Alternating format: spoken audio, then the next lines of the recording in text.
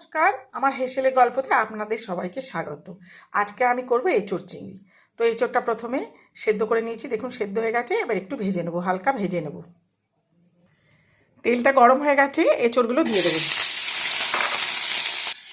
এঁচোড়টা আমি নুন হলুদ দিয়ে সেদ্ধ করেছি, হালকা ভেজে নেব, দিয়ে তুলে নেব।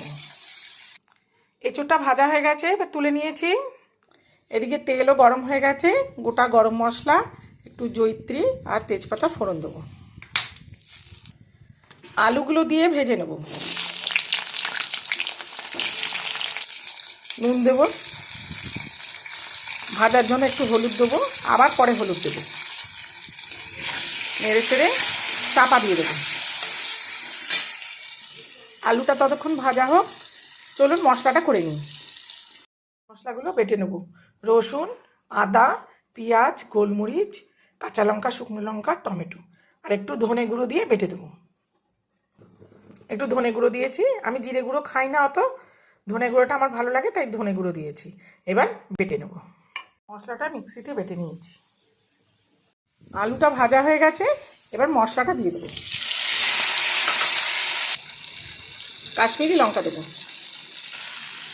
চিনি দেবো, এবারে হলুদ দেবো,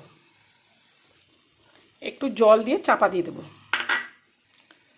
কষা হয়ে গেছে, এবার একটু গরম জল দিয়ে দেবো।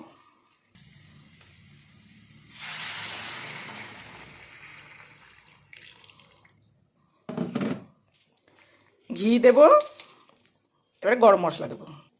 এবার গরম মশলাটা দেবো। প্রায় হয়েই গেছে, এবার চিংড়ি মাছটা দিয়ে খালি নাবিয়ে নেব। দেখুন হয়েই গেছে।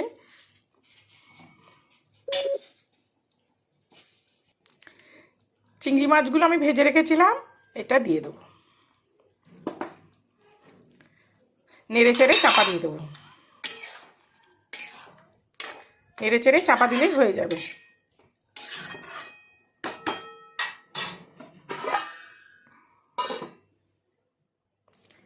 এঁচোড় চিংড়ি আমার হয়ে গেছে। দেখুন রঙটা কি সুন্দর হয়েছে। আপনারাও করে খাবেন।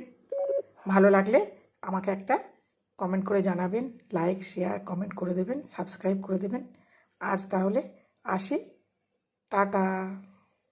সবাই খুব ভালো থাকবেন, সুস্থ থাকবেন। নতুন ভিডিওতে আবার আপনাদের সাথে দেখা হবে। আসি তাহলে।